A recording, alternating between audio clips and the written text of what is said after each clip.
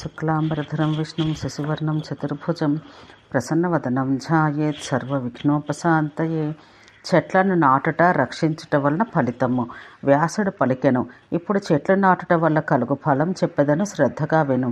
పుణ్యవృక్షాలు నాటుట వలన కలుగు ఫలం వర్ణించుట అసాధ్యం. వేరే చోట నాటుట కంటే నదీ తీరంలో వృక్షాలు నాటుట వలన 1,00,000 కోట్ల రెట్లు అధిక ఫలం పొందును. తటాక తీరంలో చెట్లను నాటువాడు అనంత ఫలం పొందును. పుణ్యవృక్షాలను పెంచితే 100 అధిక ఫలం పొందును. అశ్వత్థ వృక్షమును నీటి సమీపంలో నాటితే లభించు ఫలం 100 యాగమును చేయుట వలన పొందిన ఫలం కంటే ఎక్కువ. పర్వదినాలలో చెట్లపై నుంచి ఎన్ని ఆకులు నీటిలో పడనో అన్ని పిండములు పితరులకు అర్పించిన ఫలం పొందును. చెట్ల ఫలాలను పక్షులు తింటే బ్రాహ్మణులకు భోజనం పెట్టిన ఫలం పొందును. అక్షయ పుణ్యం లభించును. అశ్వత్థ వృక్షమును పెంచడం వల్ల 100 పుత్రకామేష్టి యాగాలు చేసిన ఫలం పొందును. వేసవి తాపానికి గోవులు, బ్రాహ్మణులు, దేవతలు ఆ చెట్టు నీడను ఆశ్రయిస్తే అతని పితృదేవతలకు అక్షయ ఫలం లభించును. అశ్వత్థ వృక్షం శాశ్వతం, మాధవునికి ప్రతిరూపం అయినందున పెంచిన వానికి అక్షయ ఫలమునకు విగ్రహం కలగదు. అందువల్ల అశ్వత్థ వృక్షమును ప్రయత్నపూర్వకంగా పెంచాలి. చెట్టును నాటుట వల్ల మానవుడు స్వర్గం నుంచి ఎన్నడూ పతితుడు కాడు. అందువల్ల ఓ బ్రాహ్మణులారా, వృక్షాలను పెంచండి.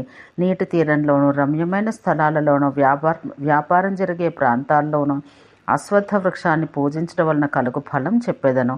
స్నానానంతరం రావి వృక్షాన్ని ముట్టవాడు సమస్త పాప విముక్తుడగును.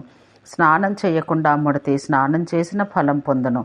రావి చెట్టు దర్శనంతోనే పాపం నశించును. ముట్టినచో సంపద లభించును. దానికి ప్రదక్షిణ చేస్తే దీర్ఘాయుష్యు లభించును.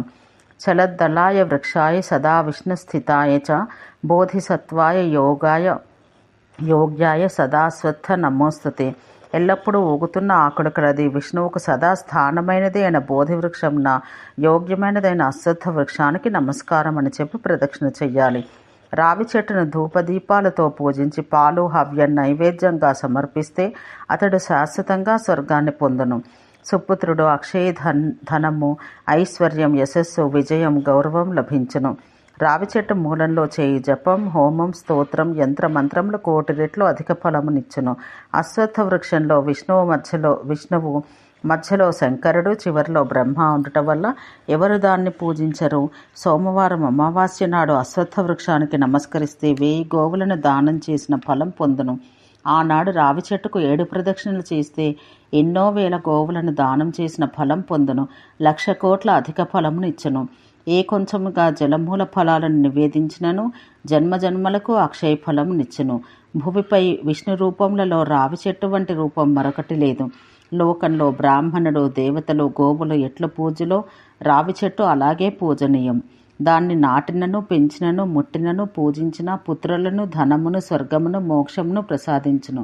రావి చెట్టును నరుకువాడు చండాలునిగా జన్మించును. కల్పకాలం పాటు నరకం అనుభవించును. రావి చెట్టును మూలంతో సహా పెకలించేవాడు శాశ్వత నరకం పొందును. చూచుటకే భయంకరమైన రౌరవ నరకం పొందును. రావి చెట్టును నాటి పెంచటం వల్ల ఎటువంటి ఫలం లభించునో అదే ఫలం 3 చంపకం మరియు అర్కవృక్షం నాటి పెంచటం వల్ల కూడా లభించును. 8 బిల్వ వృక్షాలు, 7 న్యగ్రోధ వృక్షాలు, 10 నిమ్మ వృక్షాలు నాటుట వలన సమాన ఫలం లభించును. ధర్మాత్ముడైన వాడు కృత్రిమ వనాన్ని ఏర్పరిస్తే 1,00,000 కోట్ల కల్పములు స్వర్గమును పొందును.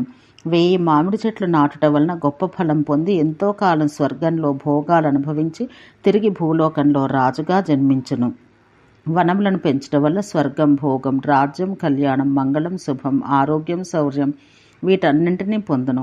పండ్లను తినే అనేక జంతువులు, చెట్లను ఆశ్రయించి పక్షులు, పురుగులు, కీటకాలు, చెట్ల నీడను ఆశ్రయించిన జీవులు ఎంతమంది ఉంటారో అంతమంది జనులు అతనికి సేవకులగుదురు.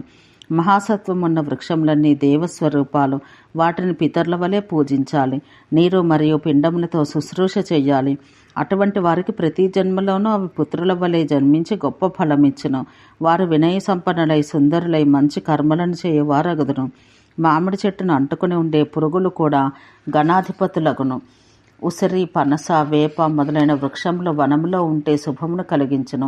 వృక్షములతో కూడిన వనములు పెంచిన వారు బంగారంతో నిర్మించి రత్నములు పొదగబడిన భవనాలలో సర్వాభరణ భూషితులై వసింతురు. వాయువేగంతో ప్రయాణించే విమానములు వారికొండును. ఇంకా అనేక సుఖభోగాలు అనుభవింతురు. అలాగే చెరువులు పుష్కరిణిలో నిర్మించేవారు స్వర్గాన్ని పొంది అక్కడి నుంచి చ్యుతులైనప్పుడు పాతాళ వాటి వలన మరిన్ని చెరువులను నిర్మించి తిరిగి స్వర్గం పొందుదురు. ఈ విధంగా పుణ్యకార్యాలు చేయువాడు సమస్త పాప విముక్తుడై స్వర్గంను పొందును. కొలను తవ్వే స్తోమత లేనిచో చలివేంద్రం ఏర్పరిచినను అదే ఫలమును పొందును. చలివేంద్ర లక్షణం చెప్పెదను. నీరు లేని మార్గంలో చలివేంద్రం ఏర్పరచాలి. నీటికి కష్టమైన జాగాలలో ఎక్కువ జనాలు తిరిగే ప్రదేశాల్లో చలివేంద్రం ఏర్పరచాలి. ఇలా చేయటం వలన పాప విముక్తుడై సర్వసుఖాలను అనుభవించి స్వర్గాన్ని పొందును.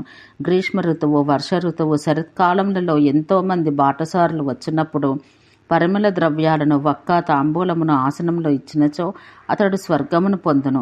ఈ విధంగా 3 సంవత్సరాలు చేస్తే పుష్కరిని నిర్మించిన ఫలం పొందును. అతడు స్వర్గం నుండి చ్యుతుడు కాడు, దేవతలచే పూజితుడగును. గ్రీష్మ ఋతువులో తాపం అధికంగా ఉండి నీరు లేని చోట ఒక చలివేంద్రం ఏర్పరిస్తే కల్పకాలం స్వర్గంలో వసించిన తిరిగి భూమిపై వచ్చినప్పుడు కూడా సుఖంగా ఉండును. చలివేంద్రం ఏర్పరచుటకు వీలు కానిచో ధర్మఘటనం ఇవ్వవలను. అది బ్రహ్మ విష్ణు శివాత్మకమైనది. నా కోరికలు తీరునుగా కాని చెప్పి ఒక మాష బంగారమును ధర్మఘటంతో పాటు ఇవ్వవలను. ఈ విధంగా 3 సంవత్సరాలు చేస్తే చలివేంద్రం యొక్క ఫలమును పొందును. ఇది విన్నవారు చెప్పువాడు పాప విముక్తులై ముక్తులగుదురు. ఓం శాంతి శాంతి శాంతి.